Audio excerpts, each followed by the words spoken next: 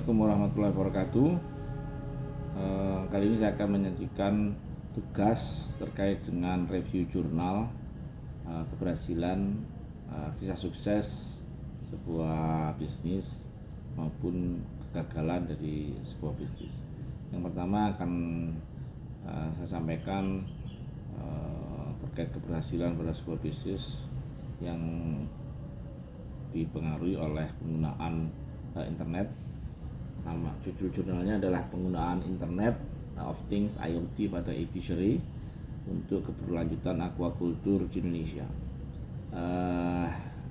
E-fishery ini adalah salah satu startup yang cukup berhasil, bahkan namanya sudah sangat dikenal di level Asia, sudah banyak mendatangkan investor, bahkan disebut sebagai salah satu startup yang fenomenal karena kekayaannya saat ini atau nilai asetnya sekarang ini sudah mencapai 1,5 triliun.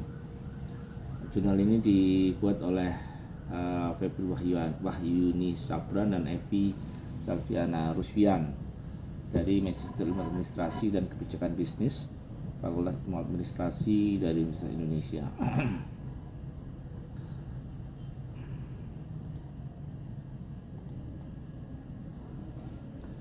Latar belakang penggunaan IoT pada e-fishery itu adalah untuk memenuhi peningkatan permintaan pangan global disebabkan oleh pertambahan jumlah penduduk, kemudian juga perikanan produksi peningkatan tangkap yang mengalami tekanan karena cepatnya habis stok, ya.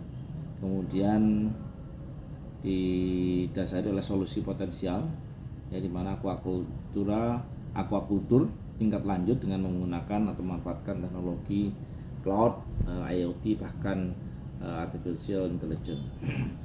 Pemanfaatan teknologi cloud atau AI, IoT, AI dalam aquaculture adalah termasuk suatu teknologi yang baru di mana dapat meningkatkan produktivitas kemudian keberlanjutan aquaculture. Salah satu contoh penerapan AI dalam mata rantai nilai aquaculture menurut jurnal tersebut dapat memastikan efektivitas penelusuran, pemberian pakan, kemudian mendeteksi dini infeksi penyakit, kemudian prediksi pertumbuhan dan pemantauan lingkungan, serta untuk memperoleh informasi pasar secara cepat. Contoh penerapan IoT dalam mata rantai nilai aquaculture adalah keuntungan pemantauan dini terhadap pengendalian parameter air, kemudian sistem akan secara otomatis bekerja saat terjadi kejanggalan pada air, kemudian memanfaatkan juga revolusi budaya di mana akan meningkatkan produksi dan keberlanjutan, kemudian mengatasi masalah yang tradisional yang terjadi pada aquaculture. Tantangan penggunaan IoT dalam aquaculture adalah adanya kesalahan penggunaan IoT itu sendiri seperti terhadap lokasi pemasangan, kemudian kurangnya atau adanya gap pengetahuan di antara staf atau teknisi di lapangan, kemudian kesalahan penggunaan yang dapat menimbulkan kesalahan lanjutan yang dapat menghasilkan berbagai kesalahan lainnya, ya, maupun kerusakan pada perangkat dan sistem pemantauan yang dapat mengurangi kualitas air. Salah satu solusinya, ya, yang dilakukan oleh e-fishery adalah mengembangkan model support vector machine, yaitu untuk mengidentifikasi dan mengatasi kesalahan dalam pemantauan.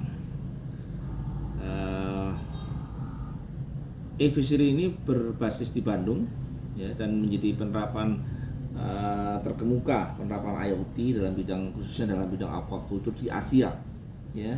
E-fishery memiliki visi untuk mengentaskan kelaparan global melalui kontribusi yang signifikan dari industri aquaculture. Kemudian fishery juga sudah menggunakan berbagai macam platform, ya, untuk layanan dan produk yang berbasis IoT seperti e-fishery feeder, kemudian e-fisheryku, kemudian ada e-fishery feed, kemudian ada lapak ikan, ada program Kabayan, yaitu program pinjaman seperti halnya pay letter. Kemudian memberikan solusi teridentifikasi bagi para pembudidaya perikanan. Hal ini mencakup otomatisasi dalam hal pemberian pakan, kemudian akses ke fasilitas dan agen pakan atau distributor, kemudian distribusi pakan itu sendiri, kemudian pemasaran hasil panen, serta pembiayaan usaha. Studi kasus pada penggunaan IoT pada pembudidayaan ikan ini seperti yang dijelaskan oleh Aldio menunjukkan bahwa teknologi ini dapat membantu meningkatkan produktivitas dan efisiensi usaha serta memberikan fleksibilitas dalam hal keuangan. Integrasi teknologi, layanan pendukung dan program keuangan merupakan pendekatan holistik yang dapat membantu mengatasi berbagai macam tantangan dalam industri aquaculture, termasuk peningkatan produktivitas, pengelolaan sumber daya, dan keberlanjutan.